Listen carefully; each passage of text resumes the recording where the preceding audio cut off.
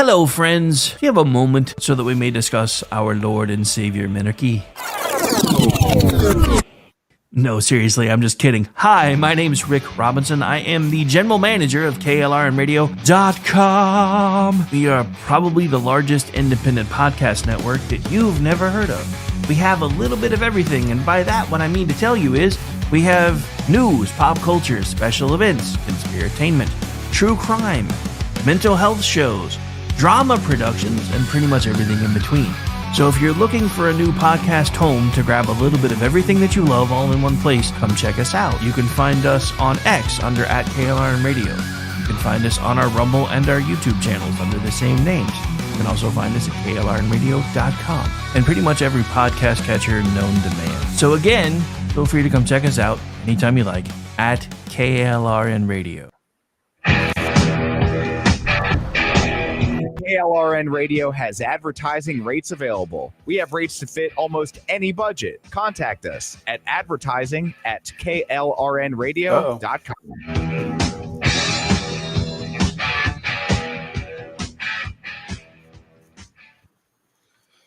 The following program contains coarse language and adult themes. Listener discretion is advised.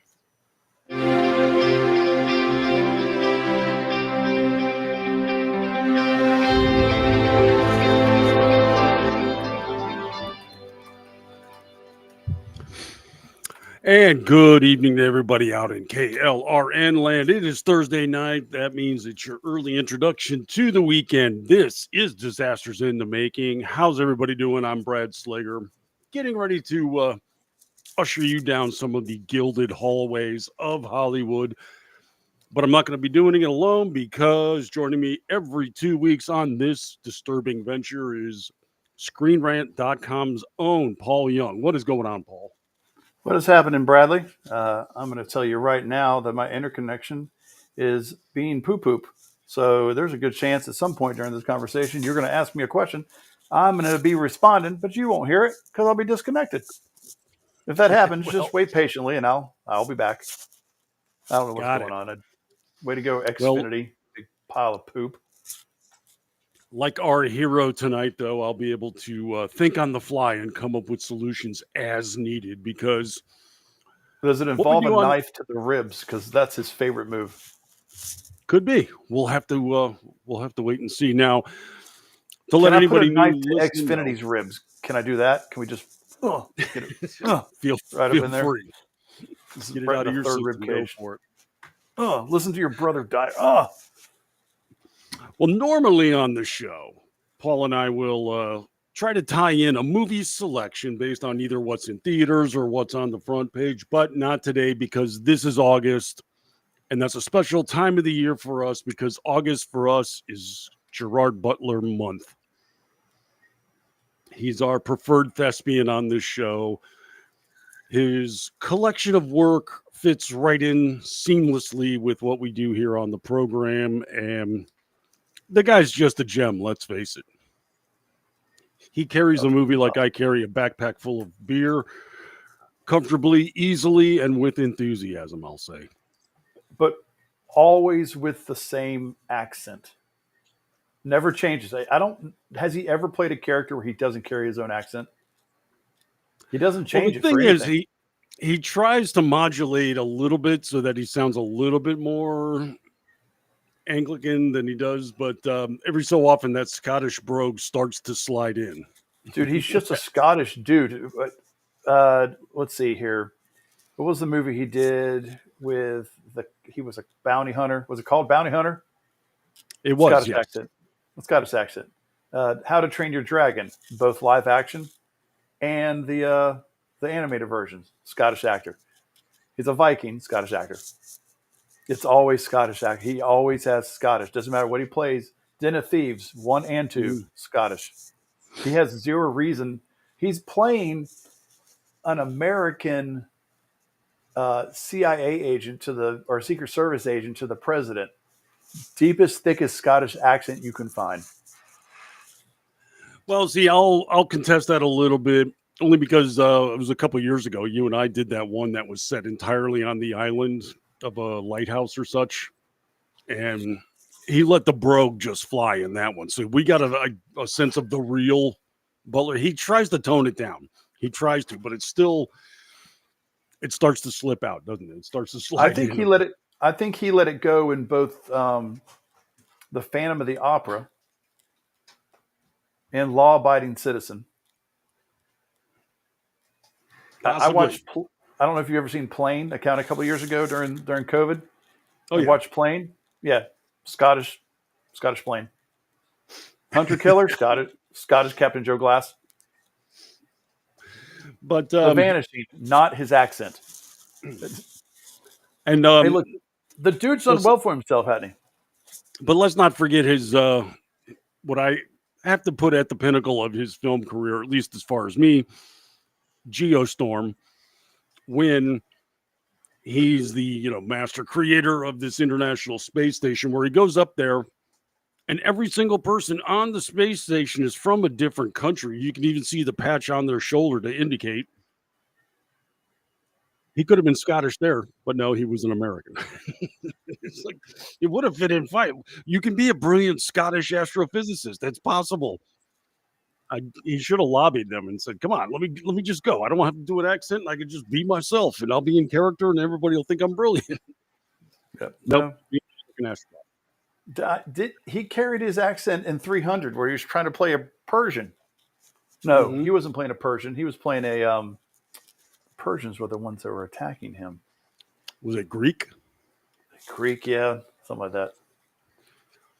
More Middle Eastern than from the northern shores of the British Isles. Let's just say that. But Gods of Egypt. He's playing a god, Scottish god. Yeah, definitely. But we love the man for this. He always delivers. And the guy, he loves his action, and we love him in action. So for this week's episode, we decided to take the second entry in the Has Fallen franchise, which has to be one of the clumsier titles to go with as far as franchises are concerned. But this is London Has Fallen. I'm just going to come out and say it right now. Love this movie. I adore it. It is definitely the weakest of the three entries. I think the first one, it's like Taken, right? They just kind of came up with this action franchise out of the blue. I don't think they were expecting to make a franchise out of it, but the films kept doing well, so they kept making one, and then they stopped at the trilogy. The third one, I think, is probably the strongest of all three. The first one being a good kind of getting you into the character in the moment, and this one, man, this is so weak. The story is weak. The characters are not. They're good characters. Characters are good. Action is strong in this. Very strong. A lot of good sequences, but if not completely unbelievable. Not a lot of common sense being applied here. So, to give an overview of the franchise that has fallen, these are centered on him playing Mike Banning, Secret Service agent, as attacks keep happening to the American president. The first entry was Olympus Has Fallen, where was it North Koreans that attacked the White House and actually took control of it and wanted to take control of the missile system. I think that's correct. I think that's right. It's been a while since I've watched that. Mike Banning interrupted the whole proceeding.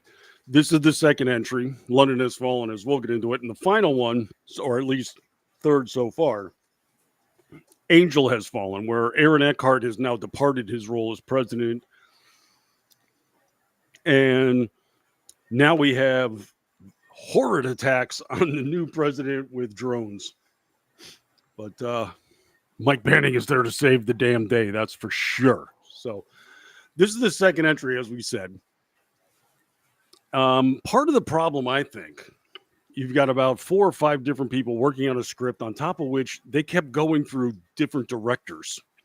Anton Fuqua, who directed the first one, was slated to do this, but then a couple delays happened, and then he got scheduled out and had to do he had to go do other franchises. So he fell out. Let me tell you something here. Now, I didn't know this. I thought earlier I said that they just kind of did 3 and they were finished. There was a whole nother trilogy based on these after this. It never got off the ground. Like what? They've been written or Yeah, they were okay. So there was one called Night Has Fallen. They greenlit that thing in 2020, and Butler was coming back to play the lead character. Night Has Fallen, but it got into some sort of lengthy lawsuit and didn't get settled till October 2023, and was supposed to start filming after the Writers Guild. You know, remember the actors and writers strike in 2023? Well, Sure. it never took off. After that one, they were supposed to do Paris Has Fallen. They've apparently got a script for that. There was a trailer that's out. I've never seen a trailer for a movie called Paris Has Fallen based on these characters. Have you? Not either. No. It's an 8-part miniseries in Australian television. What is happening? And then there's another one that's supposed to call Apollo Has Fallen. And that was announced in March of this year. What the heck? And they're filming it right now. Apparently it's in production. So did they license this out to Australian television then? Is that what you're telling me? I can't tell because it doesn't say. I'd have to click through everything, but apparently he was announced to go to the fourth one, Night Has Fallen, but it hasn't, I don't see his name with anything else. But it's all based on the same Has Fallen franchise. They've made trying to make a legitimate franchise out of it. Well, now I got to go try to find the 10 network and see what's on there. Well, now what do you know? Now, this is all coming out of Millennium Pictures, the production studio, which is somewhat established, but not a high-ranking one. So it's a little bit lower budget as far as movies go, but not cheap. And Studio Canal's involved too, and they're about the same. So you got two of the same type of production studios involved with this thing. yeah, so you got Canadian production involved as well. So this is, you got different money coming in. I understand now a little bit more that, this is a collaborative effort. Of course, you got G-Base Productions attached because that's Gerard Butler's production studio. Got to have that. Oh, I didn't know that. So we, and again, these are very pulpy, very engaging, if not very well thought out films. So they're consumable. That's how I describe films of this nature. They're consumable. You can consume them and don't. Like if I'm zipping around and this is on TV, I'm stopping. In case in point, I watched it again this afternoon for probably the 8th or 9th time in the last year or two because I just love it. And I wrapped it up, and the wife came back from what she was doing all day, and then she's like, "Oh, what were you watching?" I said, "Oh, I had London." She's like, "Oh, you gonna watch that?" I was like, "I just did." Well, she's like, "Screw it, I'm putting it on." So she had to watch it right now. It's just that kind of film. It's very, it's like a big tub of hot popcorn. You're not walking away from it. You know what I mean? Yeah. So the premise for this one, well, I can't get into the premise yet because we have some backstory. We start in the Middle East in Yemen, with a somewhat elaborate wedding ceremony taking place in a desert location. Apparently, they got really good party rentals out there in Yemen, from what I can tell from this. Big yellow tents, dance floors and such set up. Okay, why do we care? Why do I care about a Middle East wedding? And then somebody from the service staff peeks out of a tent and looks at an older gentleman in a suit and starts texting on his phone. Makawi is on site. Next thing you know, we got drone footage zeroing in on the big yellow tent that was everything but a crosshair on top of it. My favorite is when the commander just leans into the drone pilot's ear and goes, "Permission to fire." Like it's just as soft as he can possibly. Like I'm surprised he didn't put his hand on his shoulder and get his lips real close to the dude's ear. Like, why wouldn't he? Yep. Could the other drone pilots, are they not allowed to hear him say permission to fire? Like, why whisper that? I didn't understand that. Oh my God, he's your favorite, sir. Why do you always give him the cool bombing missions? Whatever. Like if they didn't hear what he said and he goes to fire, when they go, "Hey, sir, he's firing. Did you give him permission? We didn't hear him." Are you supposed to do that? I'm telling. Yeah, but they said they finally got word from CIA. The intelligence came in. Pull the trigger, son. Go for it. Now, just ahead of this, we saw Makawi and one of his sons, and they were talking. A mission was successful because during the credits, we heard one of those pedantic newsreel overdubs. Bombing mission just was explained out in this other country. Most deaths ever seen side of that. Why do we care? We don't. But you got to consume it. So we could put it together. Macaulay was behind this, and now we're targeting Macaulay. And next scene is a massive explosion, dust, smoke, debris, to the extent that I'm wondering if the guy that sent the message managed to get out of there. No, he's gone too. There's Looks no to way me he like he got survived. vaporized in this. Yeah, there's no way he survived the hellstorm. But you know what? That's not true. That's not true because we see almost all of the bad guys near the end of the film. They've all survived except the one dude with no legs, Lieutenant Dan. That's what I call him. The Pakistani Lieutenant Dan, or Yemish. Is he Yemish? I'm thinking so, yeah. But so they do survive. There are people that survive. Somehow it just kills his daughter.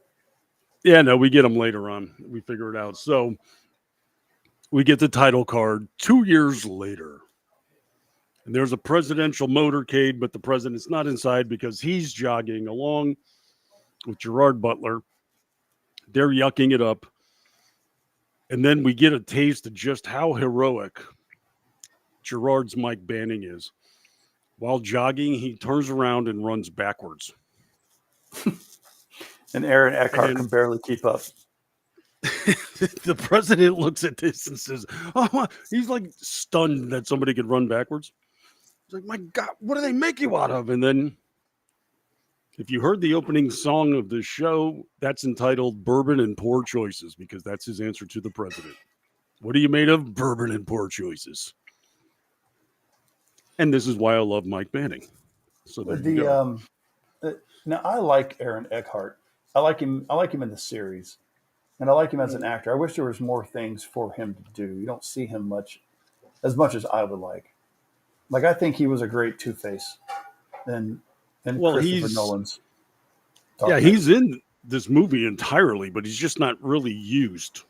No, and they kind of switch him on and off. He goes from barely knowing how to use a gun and not knowing how to drive to suddenly reloading on the fly. And, he's not, they didn't make it ridiculous like he's jumping and kicking and karate chopping people. And, they made him vulnerable. It's not like he was White House Down with Channing Tatum and Jamie Foxx.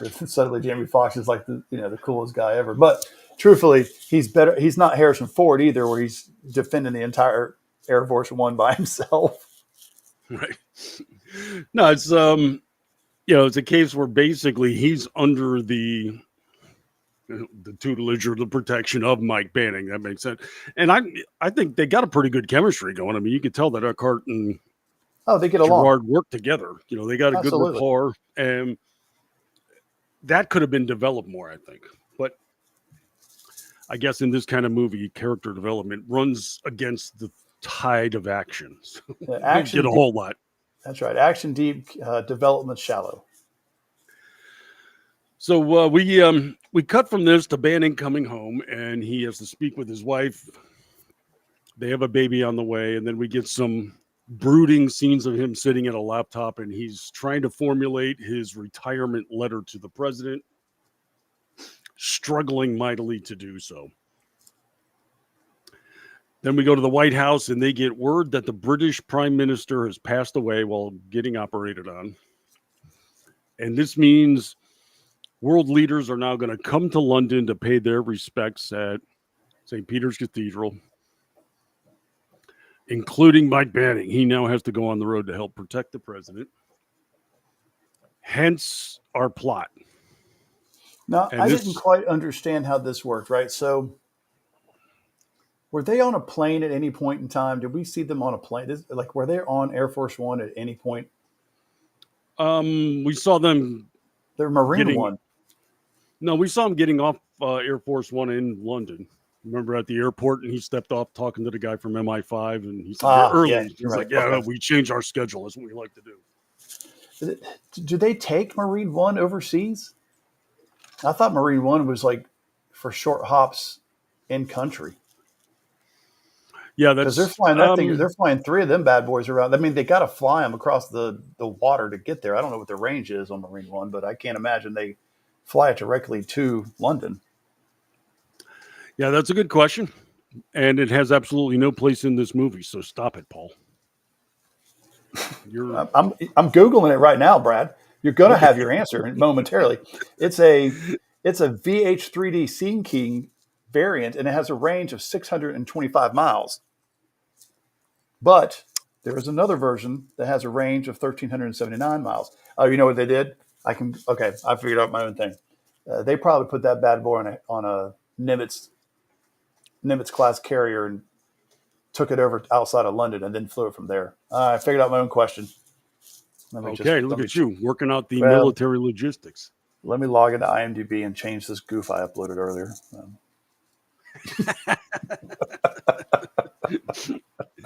There we go. So they're getting ready to attend the funeral, and we see all the preparation, and Mike Banning is nervous. He doesn't like it. The logistics, the coordination, all of it is just a challenge for the president's safety, but he's the guy. Now, I didn't actually realize this from watching the movie, but reading up on it and such. They said that the change of plans by arriving early threw off the schedule of the terrorists. Did you ever pick up on that? Yeah, because they were all supposed to be in one location at roughly the same time, and they had to modify, I guess, their schedule. Look, we're going to talk about the plot. It's the weakest plot I think that they could have come up with for this thing, but they're telling me. Well, they want us to believe that the terrorists were able to infiltrate the British government, infiltrate British services, we have all kinds of trouble here. Yes, bring all of these weapons, including Stinger missiles, into England, bring them in London, take over an entire unused building, set it all entirely up, smuggle themselves in, smuggle their friends in, then place themselves surrounding, and they did all this in planning with 2.5 years. That's what you're telling me. No, I'm going to go with no on that. Yeah, no. Well, here's the thing, because nobody knew. Like, not at any point in time did anybody have like any inkling or understanding. Like, none. Well, the one staffer even said there was not even a whisper of chatter that we picked up on. This was dead silent. It doesn't make sense to me, because there's many times in this film where Banning is mowing people down, and they're coming at him like a shoot 'em up video game. Like they just keep coming around the corner. You just shoot them, and there's more when you come back. Shoot them, there's more when you come back. Like there's hundreds of people involved in this situation. Oh yeah, I'd have to say minimum conservative estimate. This would have been a 500-person job in London. Infiltrate London police forces, British security, EMTs. We saw guys getting out of ambulances dressed in uniforms and such. They had road warrior type guys going after them on the street. You had the Stinger missiles on rooftops just in case the president got away on Air Force One, which he did. So thank God they were there. I mean, motorbikes galore. Every step of the way, they had massive amount of people going after them. There's one time where they just got in a truck and had to drive through an alleyway, and for about 3 city blocks were absorbing constant gunfire from nowhere. Did you notice that? It comes from nowhere. RPGs and gunfire that had to come from dozens of people, and then they had another scene where they had to go to the headquarters and went through another wave of people like this. Easily 500 people had to have signed on to this reprisal scenario from and you're telling a guy who's not even in the military. He's an arms merchant, Macaulay is. Yeah, and you're telling me that nobody heard about this at all? Like no one. There wasn't like somebody accidentally overhearing. I mean, we can't get there's leaked footage of Dr. Doom on set of Doomsday. Leaked footage. They can't even keep that one of the biggest secrets in the history quiet. And here we are, it's a 500 plus person job that's being pulled off. That's just Ridiculous. Well, I'm going to make it worse and even more ridiculous. So, what basically is taking place is everybody from various countries, all the world leaders are convening in London. And we watch within, let's just say, a 2-minute period, about half a dozen world leaders get wiped out in different fashion in all various different parts of London. Yeah. They did one with a tugboat pulling a barge. The Canadian prime minister got blown up in his car right in front of the church or on the way to the church. The Japanese prime minister was about half a mile to a mile away, stuck on a bridge that they conveniently were able to blow up. The Italian prime minister was on top of the Abbey getting it on with a 30-year-old secretary on the sly. And somehow they knew he would be up there and win. So they blew the entire roof off of the church to get him. The French prime minister was on a boat on the Thames about 2 miles away. And they towed this freighter beside him loaded with plastic explosives that blew up 7 city blocks in the river and his boat in perfect timing. Am I missing anyone else? All of this had to go off perfectly synchronized because they knew exactly where these people were. And now I'm learning all of these people were in those locations because the American president got to the church an hour earlier than expected and threw off their plan. I guess maybe, you know what, there was a mole, right? There's a mole that we find out later in the movie. Of course. And maybe he gave them all the plans, because I was like, how did he even get to the location? Like, how did these people know where these guys are going to be? But I guess if the mole knew all of the plans, I guess he just gave them all the plans. Well, from what I've read in the description was that they were supposed to all be attacked at the church, but then when the U.S. president showed up early, that screwed things up. So they had to kill them all in these various locations that they had no way of knowing they'd be there and when they would be there. And yet they perfectly killed each and every one of them. Bullcrap is what I'm saying right now. That's a little too convenient. The German prime minister was watching the changing of the guard, and they actually infiltrated the guard. Those guys. The British. Do you know how long it takes to? Do you think they would just like bring any rookie to have him stand alongside the British prime ministers and all the different bodies of state or heads of state from all over the country? It's not going to be a rookie. It's going to be some dude who's been on the force for like 20 years. Somebody they can trust. Nope, they got him in a black hat and red shirt to march in line, and then on cue they just spun shooting around, and they had an automatic weapon on him the whole time. Let's be honest. This is a beef eater they have standing here.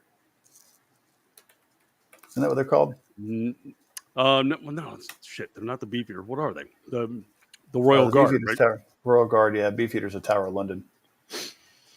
So but again, this entire plan goes off without a hitch, all within 2 minutes of each other, hitting people all across London at the same time. Bullcrap. But nonetheless, it was kind of cool.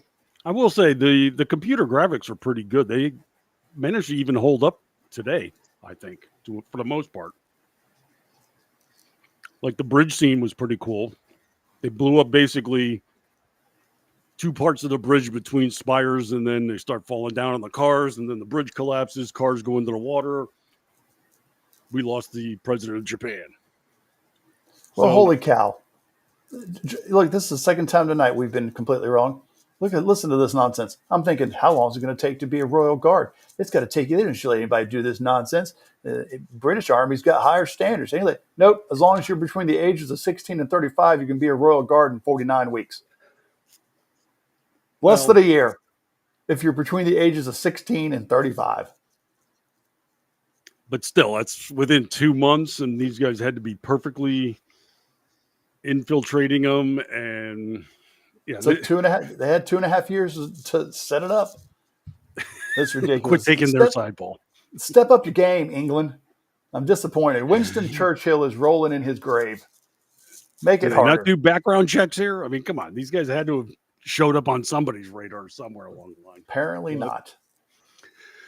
So we lost the German chancellor. We lost the Italian guy getting it on top of the church. We lost the French leader. We lost the Canadian leader. We lost the Japanese leader. And the one guy that could have been the easiest to pick off was the American president, because every policeman surrounding the church turned out to be bad and firing on them. The ambulance guys were firing on them. Somebody was inside the church and locked the doors. You think it was? I always wondered about that scene. It's like, why would you lock the doors so they get in? Would you? They had to have been in on it, right? They're preventing them from getting out. But if they're going to prevent them from getting out, why didn't they just open fire from behind? Or let him inside and he's in confined space and can't get out. Dead. Or just, toss out your Stinger missile at him. I mean, they're carrying those around like candy in their pocket. Well, they tried to get him back into the limo, but then they had a pretty cool device where they threw it, a heavy magnet, put it on the hood of the car, and then it proceeded to fire off and melt the engine. So they couldn't use that. It's an incendiary bomb. He calls it something. He says incendiary or something. Have you ever seen one of those? This movie is the only time I've ever seen it. If it's not real, it should be. Yeah, I have not, but it's it's got to have it's anthracite or something in it that's just combustible and melts metal instantly. Or phosphorus, like white phosphorus. Yeah, whatever it was. I mean, it burned right through the hood and the engine block right there. So, I feel like this is something that Burt Gummer would own in spades. Sure. Old friend of the show, Burt Gummer. Yeah, this bears investigation because that thing was kind of cool. I mean, it's like a small tube, and he threw it, and the thing bounced around like a weeble, but then the magnet put it in place, stands straight up on the hood, and then goes off and burns right through it. It's like alien blood going through metal on the ship. That's what they had cars blowing up and landing on top of the limo and everything else, but they had a secondary vehicle show up. They managed to get the president and everybody inside without getting shot because Mike Banning picks off everybody. With a what's he using? A 45, maybe 9mm at the most. Yeah, it looked like that. It was a handgun for sure. While everybody else had automatic weapons, but let's just put it this way: Mike Banning is not a stormtrooper. He hit everybody. Every single person, and with minimal shots to miss, and he's hitting from across the street. Some guy behind a car, he's ricocheting bullets off of lamp posts, and most of them headshots. He's just that damn good. So they managed to get out of there. They get down the road. It's like, okay, we're clear, safe. No, you're not. Swarm of motorcycles that comes out of nowhere after him. Just in case the president managed to escape and get down the road. They had a plan for this. So now we get a rather involved chase scene. Kind of a cool one, too. But the action is not lacking to this. There's no lacking of action in this film. I mean, give him some credit. The action is entertaining. No, it was on point. I love the action. So they take out a couple police cars that are chasing them as well as the Prime Minister. Sorry. Tried to make a joke and it didn't work out well. I was just saying, the action was awesome, especially for the Italian Prime Minister until that last second. Oh, exactly. That's true. That's true. And then they blew up the Abbey, so we got a money shot. Ka-ching. But at one point they actually get a motorcycle rider's head in the limo. Banning is driving with one arm, holding the guy's helmet and cursing him out while they're driving at about 60 miles an hour. That's so funny. That's such a great exchange. F you, no. He bangs him into the concrete pillar. He's like, no, F you. The motorcycle driver starts cussing him out like he has the upper hand. It's like, dude, you're hanging out of a speeding limo that's being held by your head. You have no leverage here, son. But he's still jawing, screw you, F you. And then Banning's like, oh, yeah. Right into a cement ball here, and this guy's gone. And Banning is left holding the guy's helmet. Okay, so the thing they used, I'm all about the research tonight, Brad. The thing they used is an actual thing. It's an M14 thermite grenade, and it burns at 4,000 degrees Fahrenheit. Makes sense now. Got it. I mean, that is hot. So I guess they just modified it for the movie to throw because it doesn't show anything about it being magnetic or anything like that. But you literally can just put it on top of a tank and watch it go through the tank. Yeah, I mean, all you need is just to get a speaker, take the magnet out of it, duct tape it to the bottom. That AM-14 white phosphorus grenade. That's kind of cool, actually. That's pretty cool. And what do they go for? You got a price point on that? Apparently you can get, well, there's only one in the movie, so they must be expensive because they had 2 Stinger missiles, but 1 thermite grenade. So I'm going to guess that the arms dealer could only afford 1 of those grenades. Got it. All right, I'll check eBay later. We'll see what they're going for. Wouldn't you be like throwing them bad boys like at everything you saw? Every car. I think that would end pretty much any car chase. If you could just get to the front of it, throw that thing out the window, magnetizes to the hood, and within about a city block, the thing is dead in the water. So, yeah, I'd be all over that.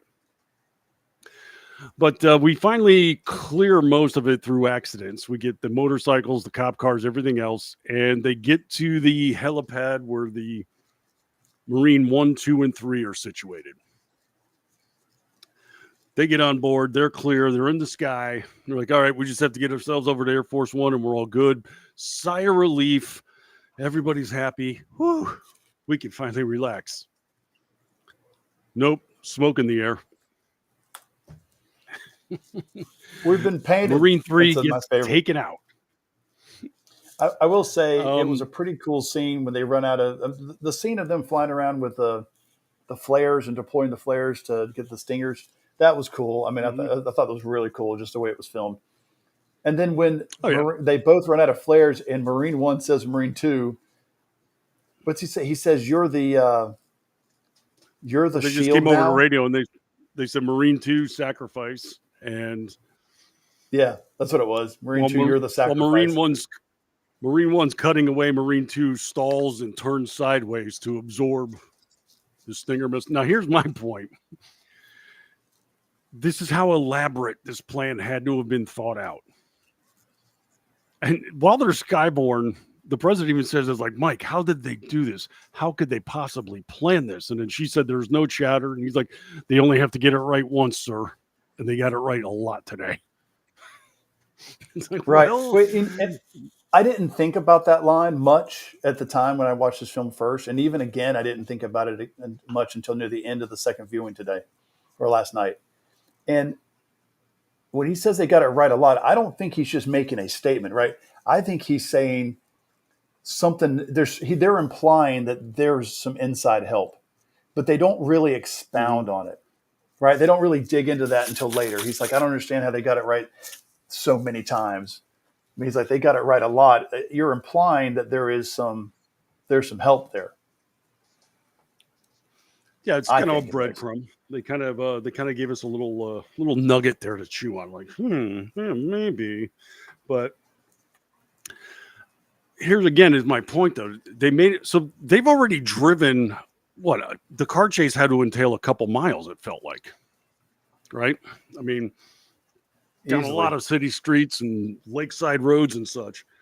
Then they get on Marine 1, they get airborne, and they're flying another few miles in an unplanned route.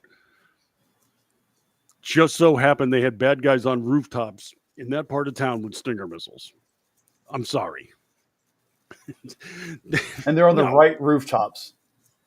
You did not, like, Mike Bannigan looked down and say, oh, they're on, look, they're down. It's 5 o'clock low. You got them. Like, why wouldn't they just immediately head out to the, why wouldn't they immediately just head out to the, to sea? Why are they were you waiting heading to the airport to get on Air Force One, I think, is my guess. Well, you figure Marine Run, if we're saying Marine 1 came over on a aircraft carrier, just go there. Why go all the way back out to Air Force One and take the time to try to get off if they're shooting Stinger missiles at you, why would you still go back to Air Force One? Or was that something that happened after they made the decision? Yeah, I think they were kind of en route when that happened, and then they were just taking evasive measures. When they got hit, the president's Marine 1, they were still kind of escape mode. They weren't, en route, so to speak. So hard to say. I find it deeply, deeply convenient that they had these guys with the shoulder mount rockets in a location just where they happen to be flying by. I'm sorry, no. Mm-hmm. And quite a lot of them, because I'm thinking, let's see, there was 2, 3, there was about 4 missiles before they took out Marine 2, which is 5, and then the one that hit the president, which is 6. They had that many. I'm sorry. Finding it tough. But only one thermite grenade. You're kind of sticking on that, huh? Like, I just need my movies to be faithfully accurate to all physics and everything. Sure you do. So, well, they do hit the president's chopper, and they start going down. And that's when Banning, despite the fact that they're spinning, kind of reaches over, and there's a large handle in the cabin, pulls it, and the entire interior of the helicopter now has airbags. And this is how they survived the crash. Okay, I'll go with it. I'll take it. Sure. Now, they're on the ground, lost the pilots, lost another team member. It is just Mike Banning and the president at this point. Well, that's where we lose Angela Bassett. Right. It's kind of sad the way she went out. I like Angela Bassett. Again, she's like Aaron Eckhart to me. I enjoy watching her, but she's just not in enough. I wish she was in more stuff. True, but she's run given through nothing with to do here but die. A piece of the fuselage runs through her, so she's not going to make it. So now they're on foot, and not too long running. What do they hear but motorcycles? Yes, more motorcycles now have managed to track down where they're at. And they're evading them. Dude, like I said, it's like you said, it's wave after wave. It's like a computer game, like a video game. Mm-hmm. Just constant people coming at you. And all now the plan is they're on foot. Most of London is kind of abandoned at this point. The entire town is just emptied. I know they told people that they have to, hunker down and stay indoors for your safety. But really, to this extent, but they said we have to get underground. We got to go get hidden. And Mike Banning just happens to know somebody in MI5 with a safe house. And they're on an alley trying to find this place. One cop is now coming down the alley while they're hidden. And Banning jumps out with a 2x4 and just goes Louisville Slugger on the guy's throat. Yeah, he's drops pretty him like intense. third period French. And the president is like, oh my God, and then Banning he starts unloading all this weaponry off this guy's like, these are not exactly police issue automatic rifles. And then he just pulls up a hand grenade and looks at the president and goes, uh-huh. There you go. So Banning figured it out pretty quick. And so they disarm the guy and they finally find the safe house. And then I'm trying to buy this. They said that they always have a drone flying overhead of the president. Yeah. How? Well, like my favorite is that he says this, but like nobody's coming to help at all. Like, where the president is constantly, even when he's indoors.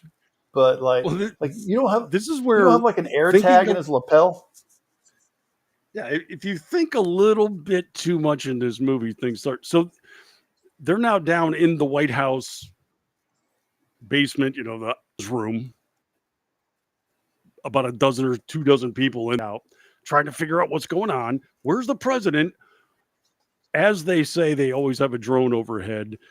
I was like, you're trying to find the president, and yet you tell us this, because Mike Banning, while they're in the alleyway, looks up at the sky and delivers a hand signal.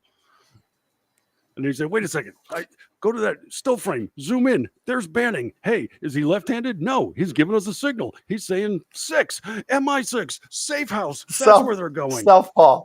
And he said southpaw. Yeah, he's right-handed. He's holding out his left hand. That means southpaw. And so, yeah, he held out one hand of 5 fingers and one hand with 1 finger and managed to deliver 2 messages.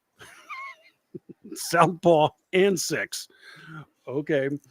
But again, here they're trying to find the president, and yet they know there's a drone overhead all the time. Then it's not a mystery. You know where he's at. It's my point. Except no, they don't. So just go with it is kind of what the subtitle of this movie should be. So they get to the safe house. He knows the proper code to get in and safety code, and they start helping them out. The White House has figured out where they're at and delivered a message somehow to the safe house, even though all of London has had the power shut off because the terrorists are just that good. The one guy in a wheelchair in someplace tapping on the computer, he's like, goodbye, London power. And we watch as the train station and the airport and everything else shuts down. And then one building arbitrarily blows up and knocks out all the power to everywhere. I will say, and yet the safe house still had power. I'm going to believe that that's true. They can do that because England has already proven themselves to be able to put Royal Guard in place in less than a year. They clearly have no standards in who gets to come in and out of their country and who they make a cop and who they hand Stinger missiles to. And, and where was whatchamadoodle place? What was that movie? The Italian Job. Well, it was in Italy. No, it wasn't. Where do they go in the Italian Job? Where they were hacking all the lights. That wasn't England, was it? Oh, man. What, New Jersey? Man, that's going way back. I haven't seen that in ages. Man, I've watched the original and the remake like within the last year. Well, have you now? Look at you throwing that in my face. That's Gary Gray. Oh man, I love that movie. That whole movie is awesome. No, it is. That's a good time, good fun. Los Angeles. The convenience of this one is pretty amazing. I'll just have to say that. So they get in the safe house, and then White House is okay. We're going to dispatch a rescue team to the safe house to then escort you guys out and get you to Air Force One and get you out of there. So now everybody breathes a sigh of relief. Now, outside the safe house, a rescue team eventually shows up. Banning is looking at them on a security monitor that's basically black and white. And he's able to determine these guys are not sweating properly. That's the best Hold part. on a second. Hold on. Look at them. These guys just came from outside the wire. They're not sweating. And he's like, what? Aaron Eckhart says the exact line that the rest of us are thinking. He goes, what? Exactly just like that. What? Well, now we know they're bad guys. I would like to see a movie with Jason Bourne and Mike Banning together. Wow. Give me that team up. That would almost at that point become a Marvel movie, I think. Oh, but you know what? That'd be so good. Totally would. Who else would join that type of film? If we were to have some Protector, like the Protector trilogy, who would be involved in that? Can't do John Wick. John Wick's not going to work. That's not good enough. What was the one with Denzel? That trilogy. That was. Damn it! Liam Neeson, I keep wanting to say. No, I keep wanting to say Expendable. That's not it. It's he's just like a supremely skilled guy. Equalizer. There we go. Yeah, bring his button there. We're definitely doing that. And then, ironically enough, that was why Anton Fuqua couldn't do this movie because he was doing Equalizer too. So crossover.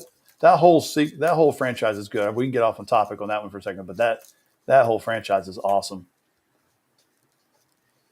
So the the next step is to get into the armory of the safe house, arm themselves up, have a bit of a firefight and hand-to-hand combat with these bad guys, which is pretty extensive.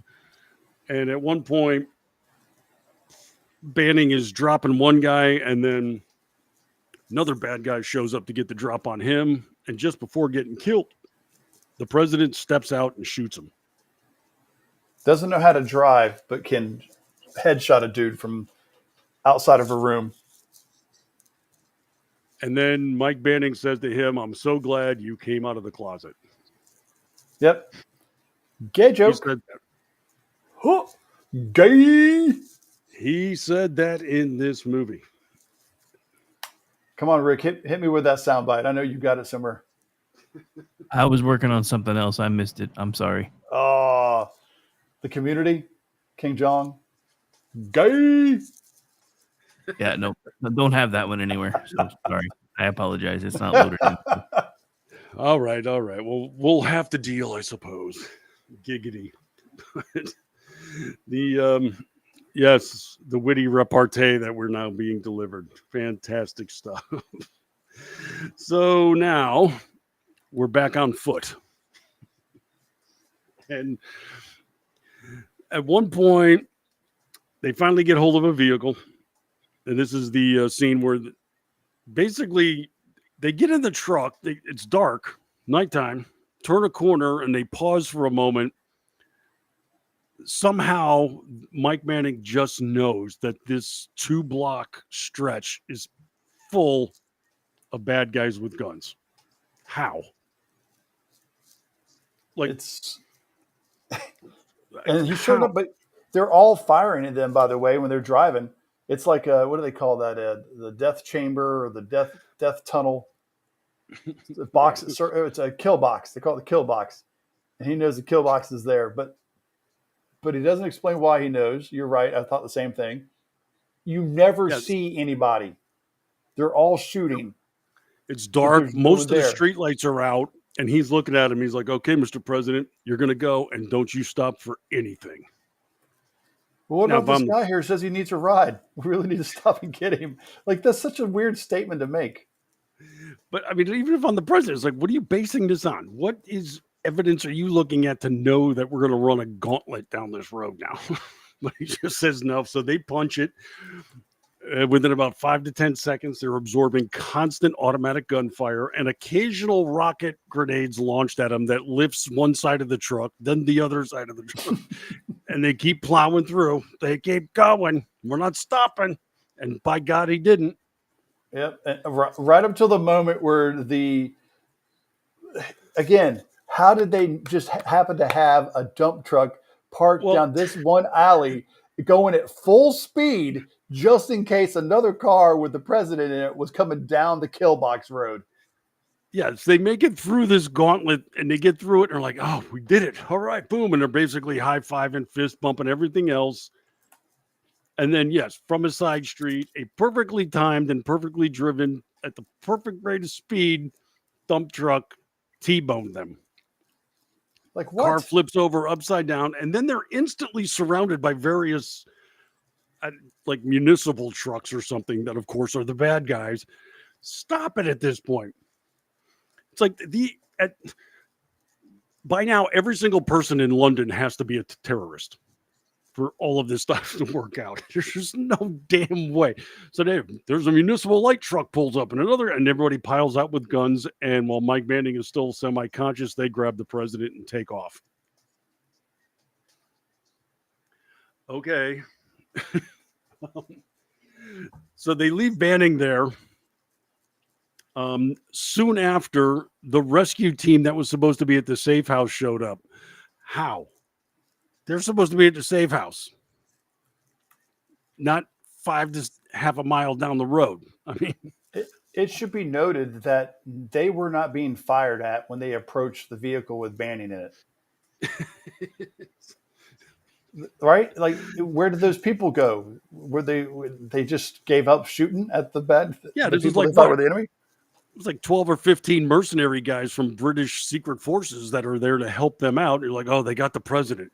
It's like, okay, we're going to get him. You stay here. No, you're not. I'm going with you or you're going to kill me. That's the way it goes. Mike Banning has to run the Well, show. how did they take him, Mr. Banning? Well, they put him in a nondescript flower truck or something. Like, why are you hiding yourselves at this point? Why are you trying to act like you're doing something? Yeah, but then Banning says, all right, that's it. Follow me. To where? You have no idea yet where they are. Well, they got a drone on him at all time, and he put an air tag in his lapel earlier. But then the team watching at the White House is, they're crunching numbers. They're doing internet searches. They're coming up with stuff, how to figure out where these bad guys are at. They've deduced that they have to be somewhere in London to pull all this off. And then they say something. It's like, okay, when it comes to Macaulay, we followed all of his correspondence and they follow a certain pattern, except for one. There's one location where nobody ever communicated with each other. So they hold on. There's a building where nobody communicated to Macaulay. So that must be where he's at. I need more. I'm sorry. And then they said, well, and then our guys looked at their electric bill. Holy cow, they're off the grid as far as power goes. They're like in the red zone for the last few months. Okay, that's where they are. Did they ever convey that to Banning was already headed to this place without knowing where it is, and then they discovered where it is. I'm overthinking this, aren't I? And they discovered it really quickly. Like, really quickly. Well, yeah, they were putting one and two together. It's like, let's see. We know how they communicate with each other, but nobody communicated in that way. This must mean they're there. Okay, I guess. Let's go with that. So now we're approaching a climax of the film. Mike Banning and the British mercenary force are at the end of one block. They basically have to go about 3 blocks towards this building. That's the headquarters of the terrorists.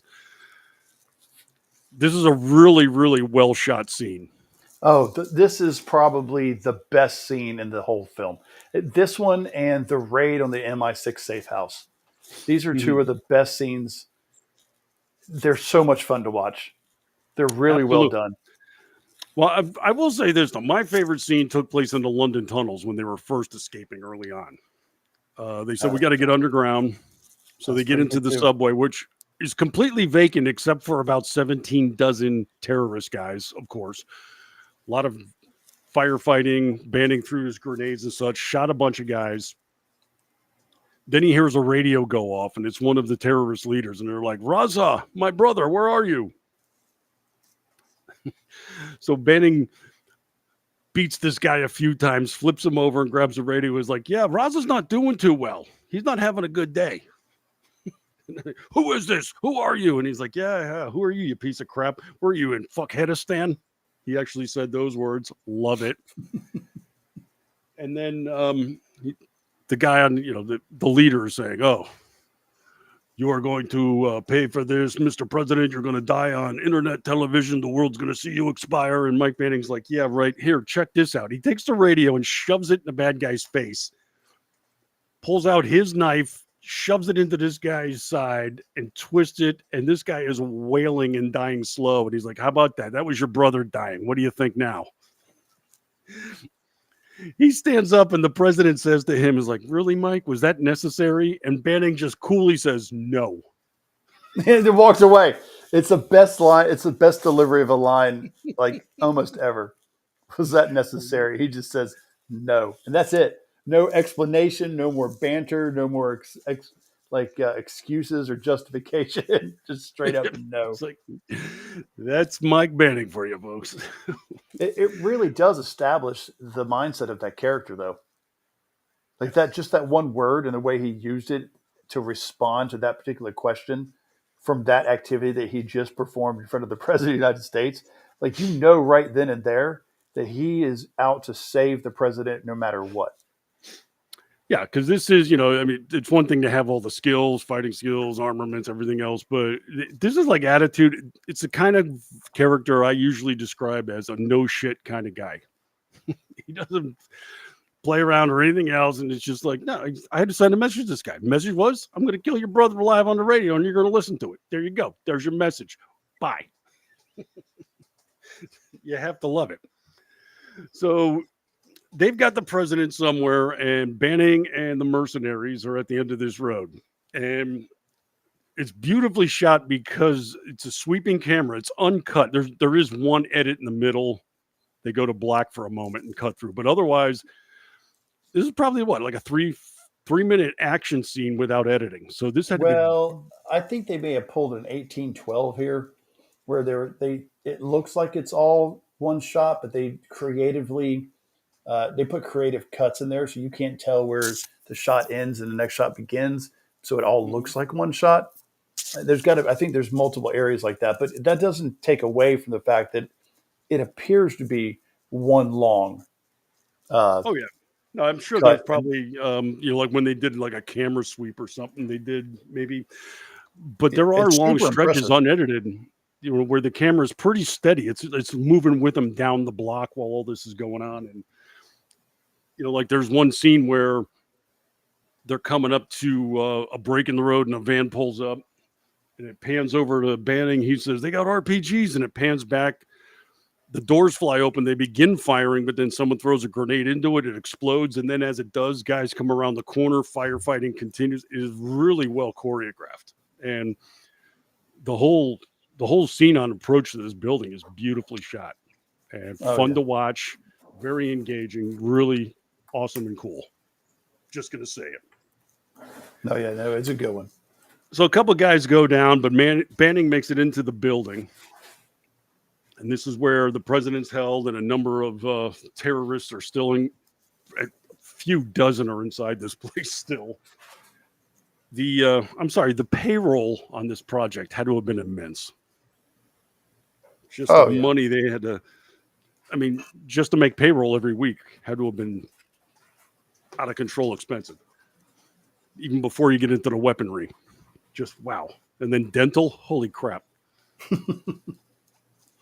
So Banning gets his way in there and he creeps through the place, takes out a few guys, and then he gets to the one room where they're just about to film the president getting decapitated. Everybody across the world is watching this, gripped, holding their breath. Big machete comes out, and then Banning comes in and has to screw up the whole production. Well, he wants to kill the American president live, right? He's wanting to kill him live on the internet streaming. I assume it's streaming via TikTok or no, it's. I don't think TikTok was really around back then, so it would have had to have been Periscope back in the day, or Twitter, YouTube, Facebook. But at any point in time, they are not. All those services are going to pull the plug on having an American president beheaded. Like that's not going to get streamed out live.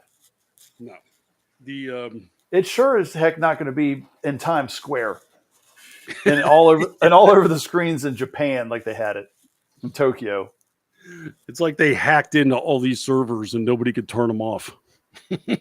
You are going to watch us do this, but go with it. We'll just. Okay, sure, fine. And then they're about to, but Banning gets in there, squeers that deal, starts fighting with everybody, almost takes out the bad guy, but then Mr. Wheelchair, in the course of it all, somehow he comes up with a grenade and throws it. That kind of throws a trick bag into the rescue mission. And for reasons I have yet to really figure out, the mercenaries are on the outside, never coming in the building, just Banning. And the plan is blow the building up. Which, don't get me wrong, I'm all for. But maybe let's get Mike and the president out. Well, but for some reason, he tells him to blow it. Yeah, I know. And that's what I'm trying to put together now is like, wait a second. I know that they got the place wired to bring it down and the guys inside. But Banning, I guess, felt he was pinned down to a point that they couldn't get out. Bear in mind, he's never been in this building before. doesn't know the layout, and it's dark for the most part. The lights are almost all out. So he gets on the radio and he tells the mercenaries outside, "That's it, guys. Go ahead, blow the building." They're like, "What? You can't. You're still in there." He's like, blow it now. Do it. You have to do it." Like demanding. And then finally they're like, "Okay," hits the plunger. The explosions start out, I don't know, like in sequence, floor by floor. What? So as they commence, Mike and the president, who were pinned down, suddenly are not. And they start running down a hallway towards a fireball. I don't know. It seems like a bad idea to me. Did that whole place have natural gas pumping to a location that wasn't being used? Well, that's I mean, as we watched the explosion, and it was beautifully shot, by the way. You know, we just see slow motion curls and balls of fire going down hallways, and you can kind of see the advanced flame going down the pipes where the gas is as it's igniting, and it was beautifully shot. But Banning is running towards one of these with the president, and then at the last moment says, "No, to the left." And they bust through boards that he's never seen before, that has no idea what the shaft is they're falling through. Somehow fall down about 4-5 flights, maybe. I'm only guessing. Yeah. Meanwhile, the entire building goes up and then comes down, sort of. And everybody in the building is dead, except for 2. Like, we even watched the main bad guy die in slow motion. The wheelchair guy eats it because he couldn't run away. But somehow by falling down this shaft, they missed the explosion as well as the building coming down on top of them. And in about 30 seconds of exploratory search, the mercenary guys find them.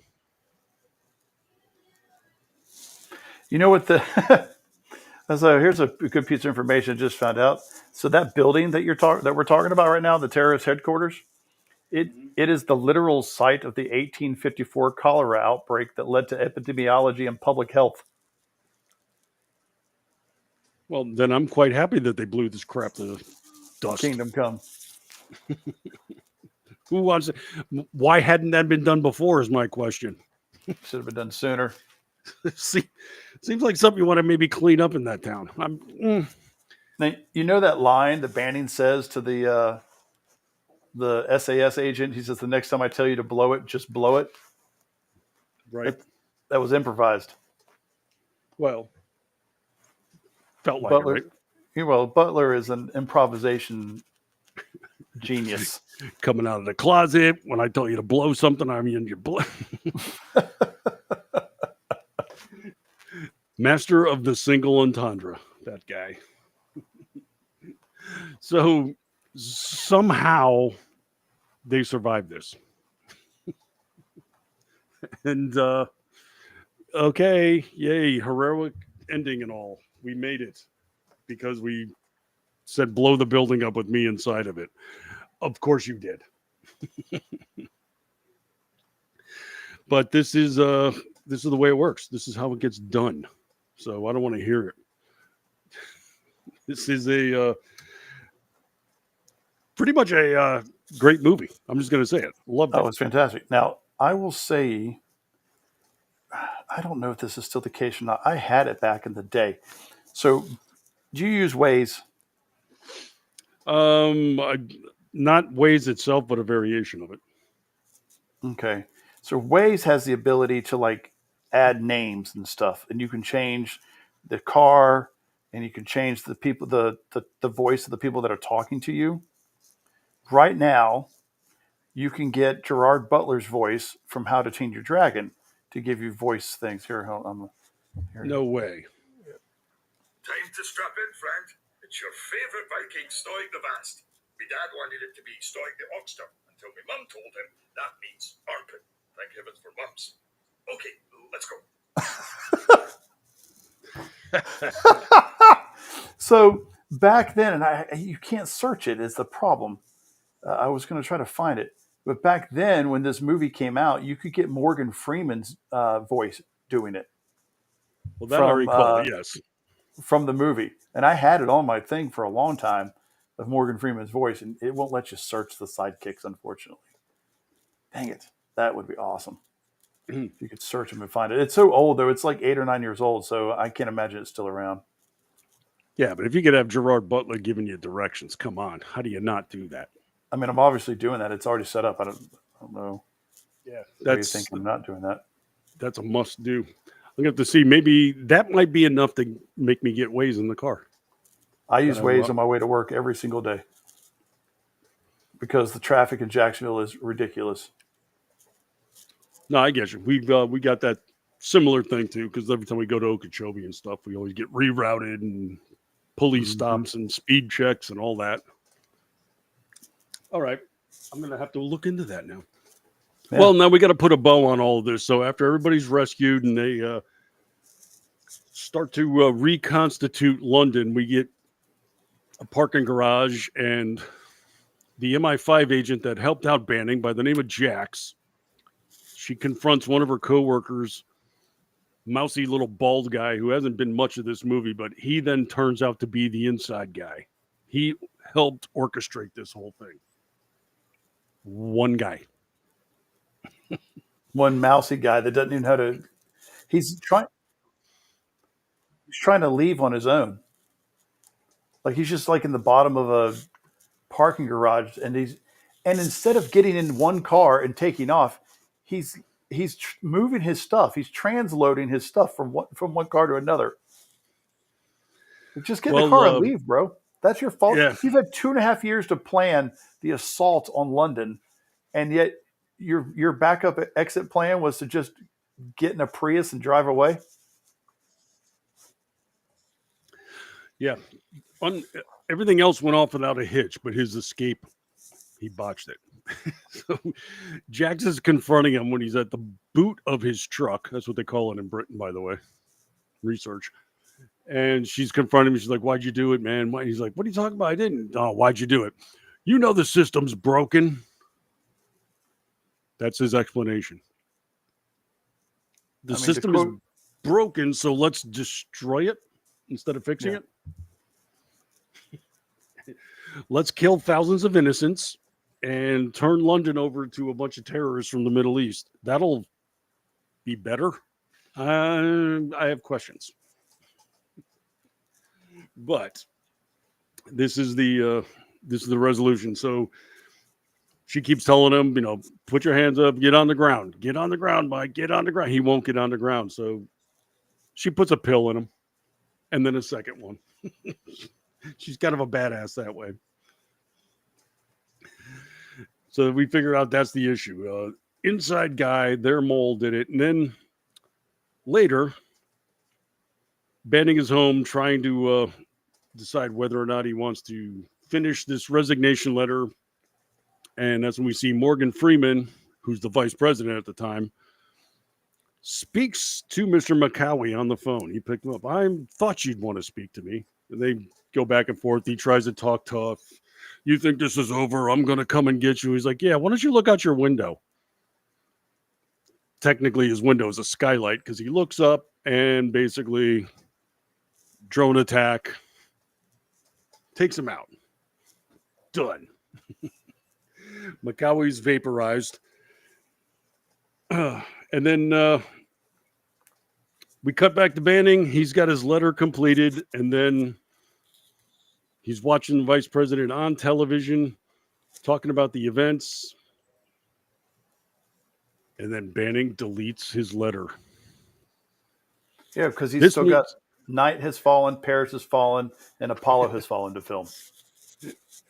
And so that's it. We now know that there will be a sequel. And there was. Angel Has Fallen. Also a good one. Now, you notice Jackie Earl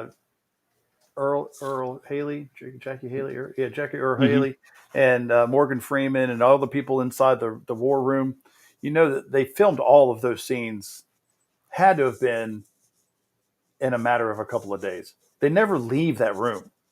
You never see those people anywhere else but that room. Morgan Freeman's either coming into that room or walking out of that room. He's never in another room. They're not walking through a parking garage or through an office. They never changed scenes. Turns out that Morgan Freeman and Gerard Butler don't appear together in this movie at all. They're never together because Morgan Freeman had scheduling conflicts with Gerard Butler. So all they did was just change the shooting schedule for everybody else in that room. So that whole thing is that whole entire series is filmed in that room, and it was probably filmed over the course of a handful of days, and they were done.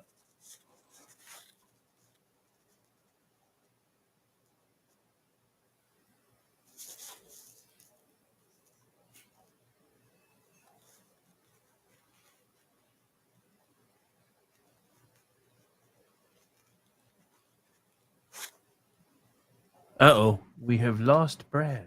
I was wondering. I was like, did you lose me, or did we lose Brad? It's my interconnection that's terrible. Maybe Yeah. he got the Xfinity virus from me. Yeah. Your computers were making out behind the scenes, and now the other one got the virus. That's true. Computer herpes. But yeah, I figured out the reason why you couldn't find Morgan Freeman anymore. It was only during the promo. It was never authorized to go on past the movie launch promo for Waze. Oh, dang it. See, and this is what I'm saying. Leave it up. Let me get the smooth, gentle voice of Morgan Freeman telling me how to get to a Starbucks or a Ross and just, take a left. Do a U-turn. I love the fact that at one point it would just randomly spit out things like, "The American public is counting on you to drive" in Morgan Freeman's voice. I was like, dude, I missed that, and I don't know why I missed it, and I'm sad that I missed it. Oh, Brad is messaging now on. Yeah, he thinks his system locked up. Oh boy. Oh boy. Oh well. Well, we were right there at the end. Maybe he got picked up by one of the terrorists, and they shut him down. He's all been closed off. We poked too much fun at Gerard Butler, and he's now come after him. Damn terrorists! They got him. The Gerard Butler fan club took him out. They're like the Beehive. You can't say anything bad about him. It's the Butler Hive. Gerard Hive? I don't know. He's got to have a fan club somewhere. I made fun of Casper Van Diem one time, and he unfollowed me on Twitter. Aww. I know. I was so upset because he had started following me during my review of Starship Troopers 77. When I was talking about it, he had started following me, and then suddenly I said something about something being bad. Him and his wife both followed me. I think she eventually unfollowed me too, but he unfollowed me pretty quickly. Never said anything to me. Just unfollowed. I was very disappointed. You heard his gentle feels. Well, I still have Arnold Schwarzenegger and Tyrese. That's right. Tyrese follows me. So that's fun. He was once in Jacksonville at the Jacksonville airport, and he's tweeting out about how he's just hanging out in the Jacksonville airport. And he's like, "What's good, Jax? I'm just hanging out in your airport." So I DM'd him, and I'm like, I live a few minutes from here. I said, "How long are you going to be in town?" I said, "I'll take you somewhere if you want to go." He messaged me back when he landed in Fort Lauderdale. I guess he was just doing a connecting. And he messaged me back. He goes, "Oh, man, I would have taken you up on it if I had you. I know you were here." He said, "I would have done it." I never met that man before in my life. He just started following me back in the day of my golden years of Screen Rant, where I was just hobnobbing with all the hobnobbers. Yeah, when you were awesome. There he is. Well, he's back now. At one point, you remember Adam? You know Adam Baldwin. Yeah. Big conservative. At one point, he was filming. What was that movie? What was that show that he was on? The Last Ship. The Last Ship. And so the first season was done. I got an email from somebody. I got an email from the studio stating, "Hey, Last Ship season 2 has been picked up," and blah blah blah blah blah. So I tweeted him out.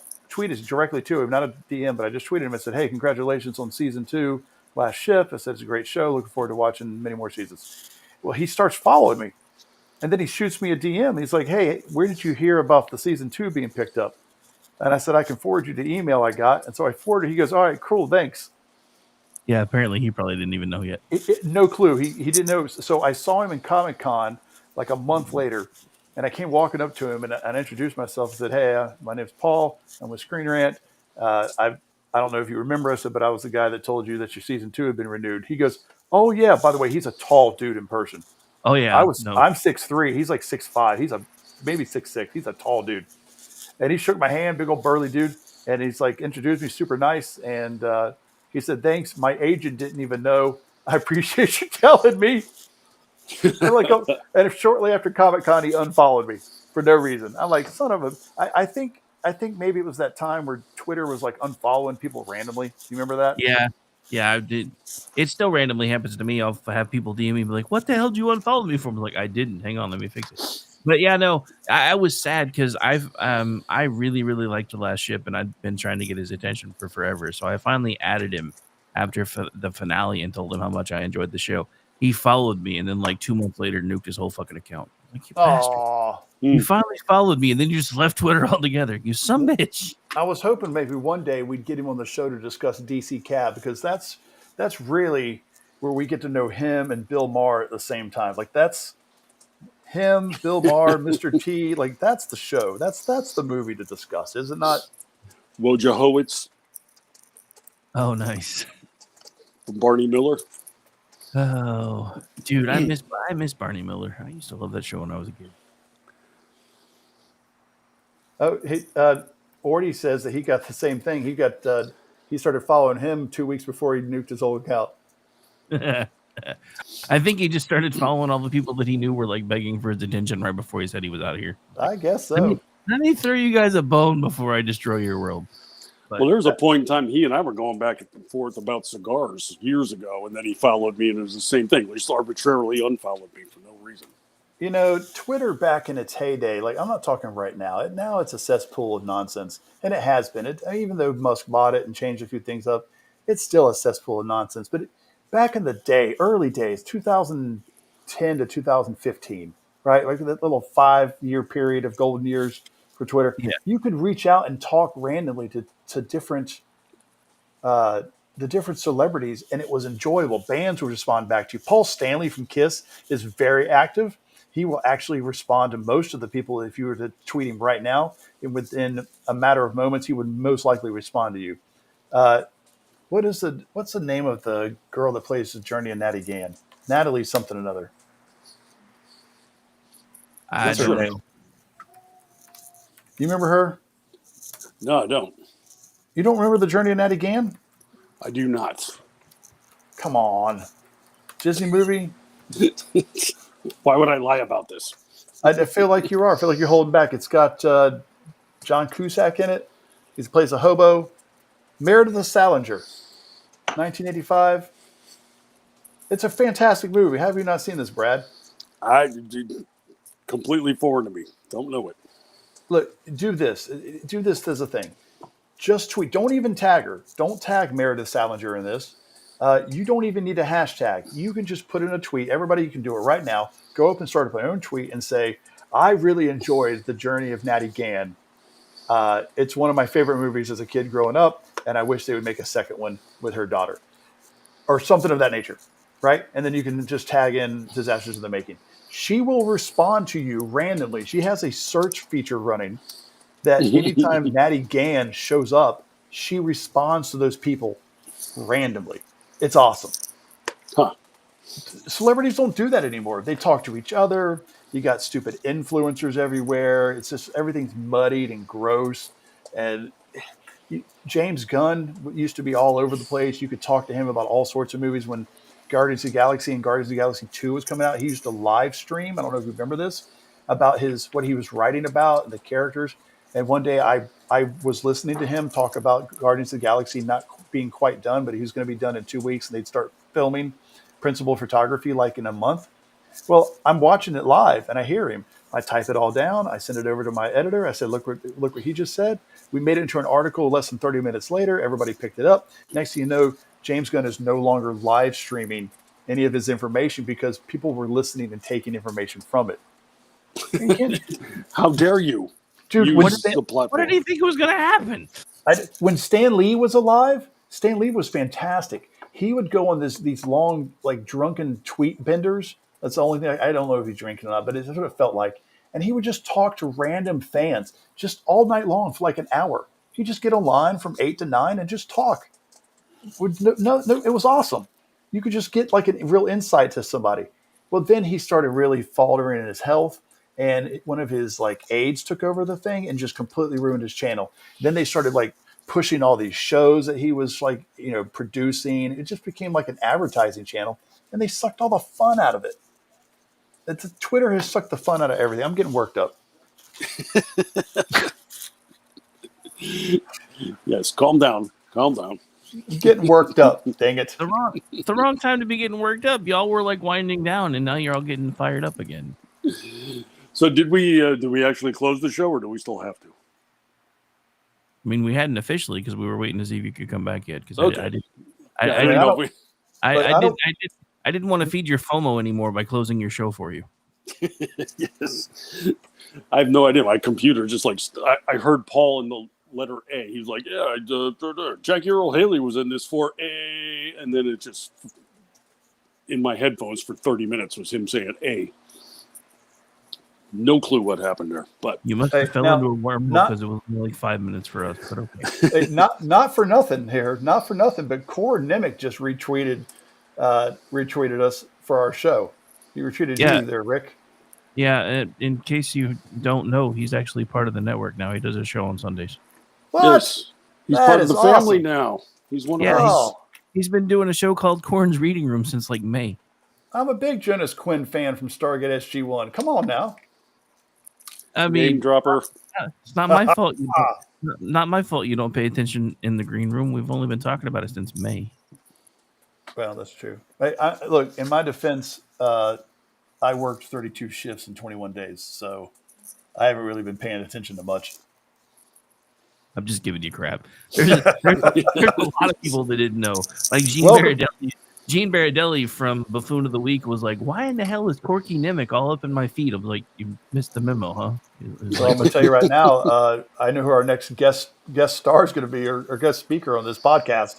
Oh, dude, he's already said anybody who wants him on, all you got to do is reach out. He'll figure out a way to make it work. So, I mean, wasn't he in Parker Lewis Can't Lose at some point? he was the star of that show, sir. Did you really just ask me that? Oh my gosh, he looks so different because he's so old. And I just realized that we're the same age. And now I'm so old. God, no. I was gonna say he's like 7-8 months older than me, so we're all in the same ballpark. Oh my gosh! And so much for him coming on the show now. I remember in high school, I used to dress like the nerdy fella, the one that always carried stuff in his trench coat and always had stuff available.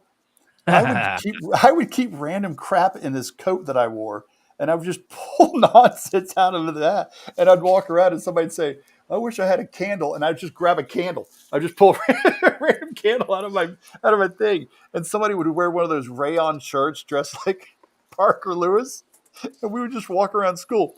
It wasn't for any reason. We weren't dressed up for homecoming.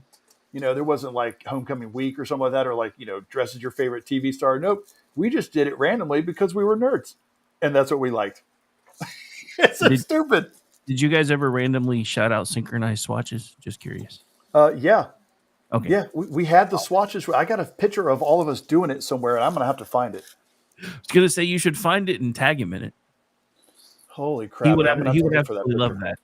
Apparently, and for anybody who hasn't seen it, apparently it's available on YouTube. If you go to Corn's feed, he actually just tagged somebody in it the other day, and like every episode of Parker Lewis Can't Lose is on YouTube. Oh, really? Yep. Oh, well, there we go. I know what I'm doing.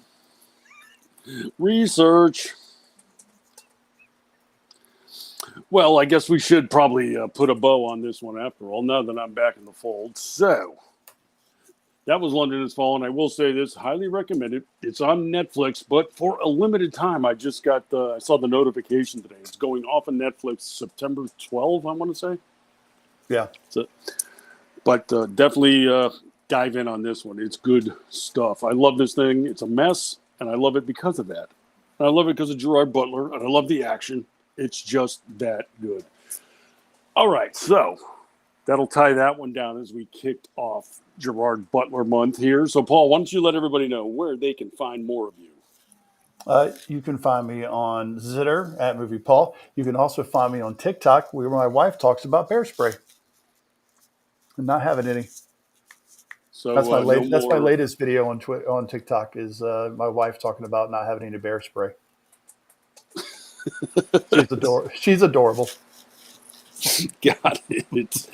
As for myself, I'm across a couple different platforms. You can see me daily over at townhall.com with my media column there called Rift from the Headlines. Also on the front page of Red State on the regular, where I've got a twice weekly podcast.